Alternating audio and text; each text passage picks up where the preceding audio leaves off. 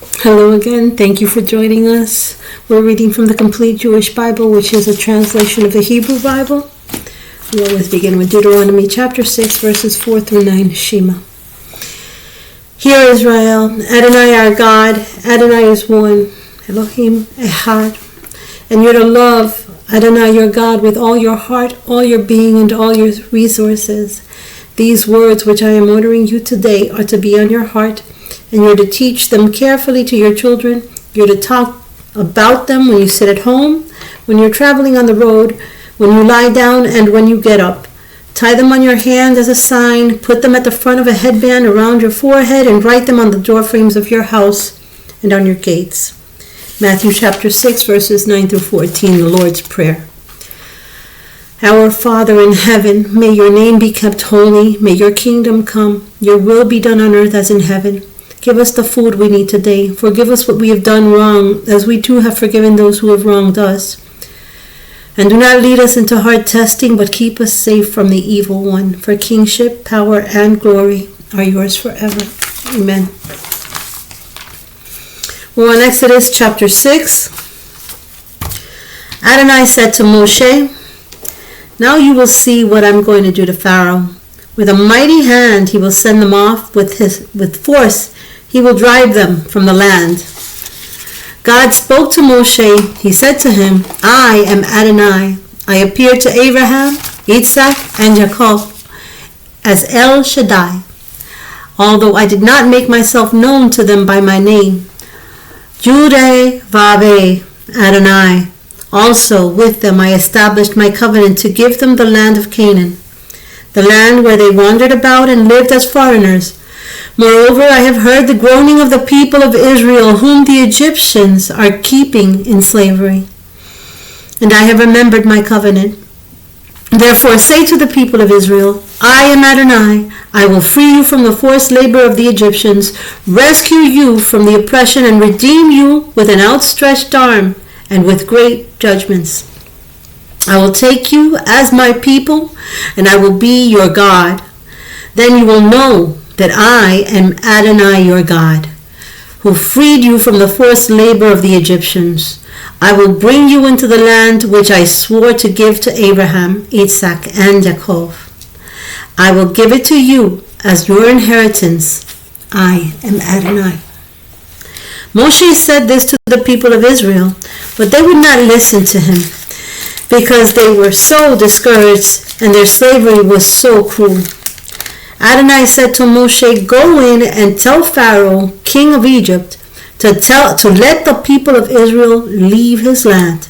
Moshe said to Adonai, "Look, the people of Israel have not listened to me, so how will Pharaoh listen to me? Poor speaker that I am." But Adonai spoke to Moshe and Aaron and gave them orders concerning both the people of Israel and Pharaoh, king of Egypt, to bring the people of Israel out of the land of Egypt. These were the heads of their families. The sons of Reuben, the firstborn of Israel, were Hanok, Palu, Hetzron, and Carmi. These were the families of Reuben. The sons of Shimon were Jemuel, Jamin, Ohad, Jachin, Sokar, and Shaul, the son of Canaanite women. These were the families of Shimon. These are the names of the sons of Levi with their descendants: Gershon, Kahat, and Merari. Levi lived to be 137 years old. The sons of Gershon were Livni and Shimi with their families. The sons of Kahat were Amram, Yitzhar, Hebron, and Uzziel. Kahat lived to be 133 years old. And the sons of Merari were Machli and Mushi, and these were the families of Levi with their descendants. Amram married Yocheved, his father's sister, and she bore him Aaron and Moshe. Amram lived to be 137 years old. The sons of Yitzhar were Korach, Nepheg, and Zikri. The sons of Uziel were Mishael, Eltaphan, and Sitri. Aaron married Elishaba's daughter of Aminadab, and sister of Nachshon. And she bore him Nadav, Avihu, Eleazar, and Itamar. The sons of Korach were Asir, Elkanah, and Abiasaph. These were the Koraki families. Eleazar, the son of Aaron, married one of the daughters of Putiel, and she bore him Pinchas, Phinehas.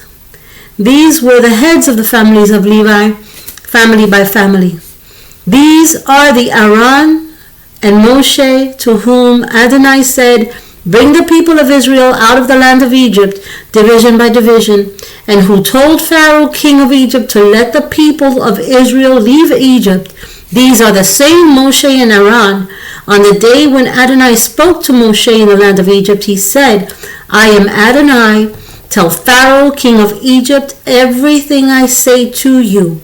Moshe answered Adonai, "Look, I am such a poor speaker that Pharaoh will not listen to me."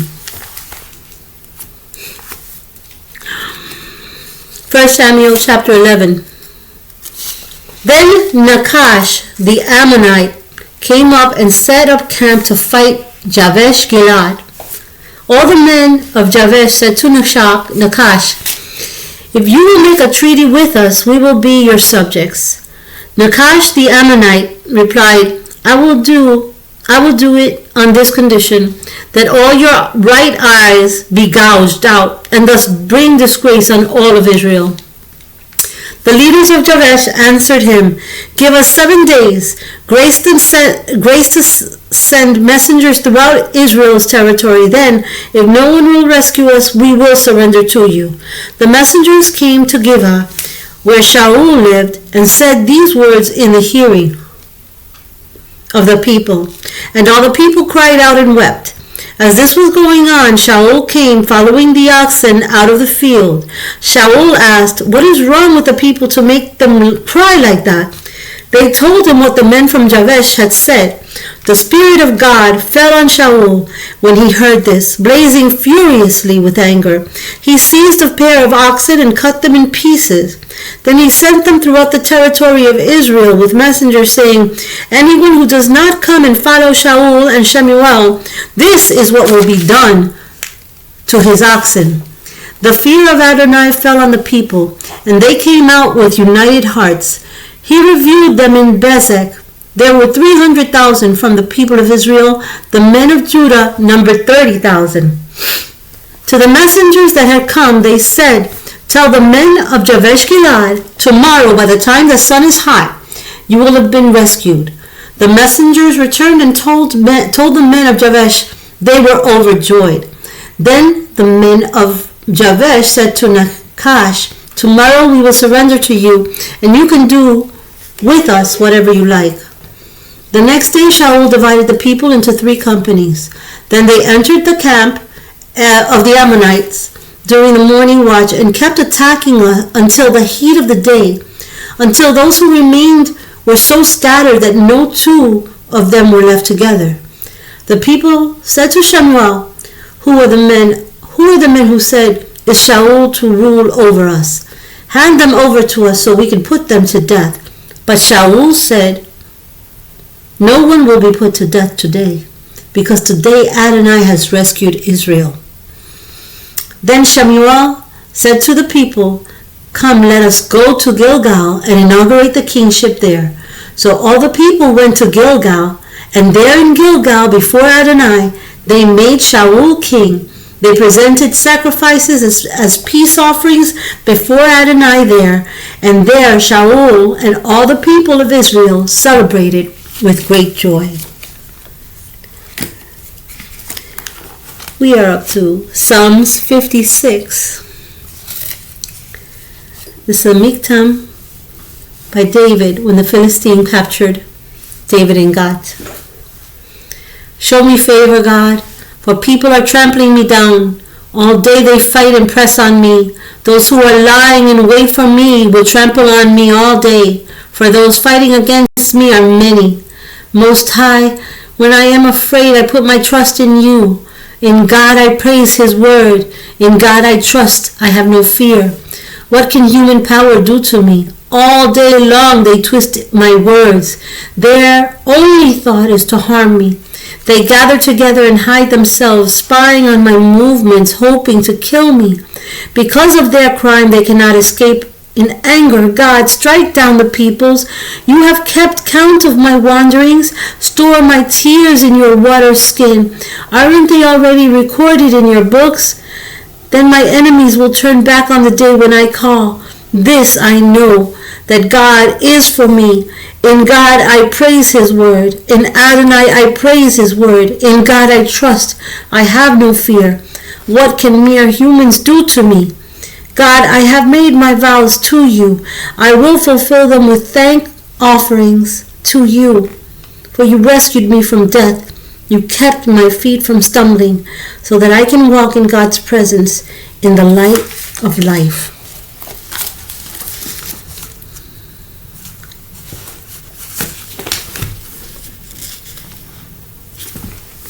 Luke chapter 12. Meanwhile, as a crowd in tens of thousands gathered so closely as to trample each other down, Joshua began to say to his Talmudim first, guard yourselves from the hametz of the Perishim, by which I mean there is hypocrisy. There is nothing covered up that will not be uncovered, or hidden that will not become known. What you have spoken in the dark will be heard in the light, and what you have whispered behind closed doors will be proclaimed on the housetops. My friends, I tell you, do not fear those who kill the body, but then have nothing more they can do. I will show you whom to fear. Fear him who, after killing you, has authority to throw you into Gehinnom. Yes, I tell you, this is the one to fear. Are there not sparrows sold for next to nothing? 5 for 2 asarions, and not one of them has been forgotten by God. Why, every hair on your head has been counted. Do not be afraid. You are worth more than many sparrows. Moreover, I tell you, whoever acknowledges me in the presence of others, the Son of Man will also acknowledge in the presence of God's angels. But whoever disowns me before others will be disowned before God's angels. Although also everyone who says something against the Son of Man will have it forgiven him.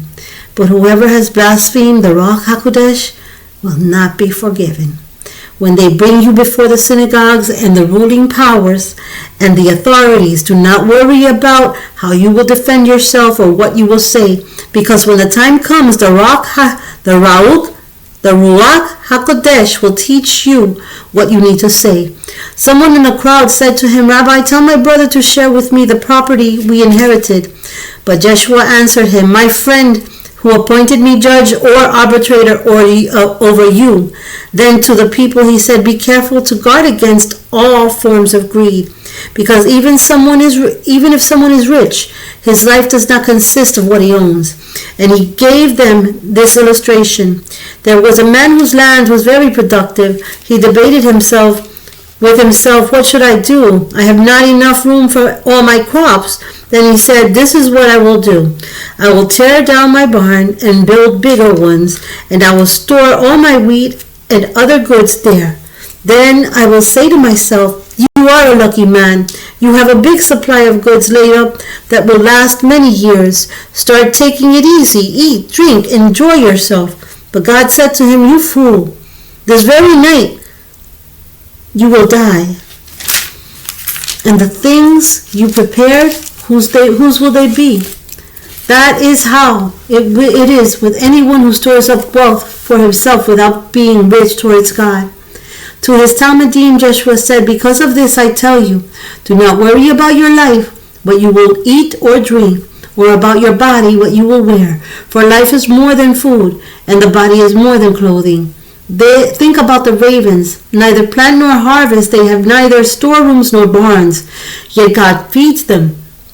You are worth much more than birds. Can any of you, by worrying, add another hour to his life? If you could not do a little thing like that, why worry about the rest? Think about the wild irises and how they grow. They neither work nor spin thread, yet I tell you, not even Shlomo in all his glory was clothed as beautifully as one of these. If this is how God clothes grass, which is alive in the field today and thrown in the oven tomorrow, how much more will he clothe you? What little trust you have. In other words, do not strive after what you will eat and what you will drink. Do not be anxious, for all the pagan nations in the world set their hearts on these things. Your Father knows that you need them too. Rather seek his kingdom, and these things will be given to you as well. Have no fear, little flock, for your Father has resolved to give you the kingdom. Sell what you own and do tzedakah. Make for yourselves purses that do not wear out, riches in heavens that will never fail, where no burglar comes near, where no moth destroys. For where your wealth is, there your heart will also be.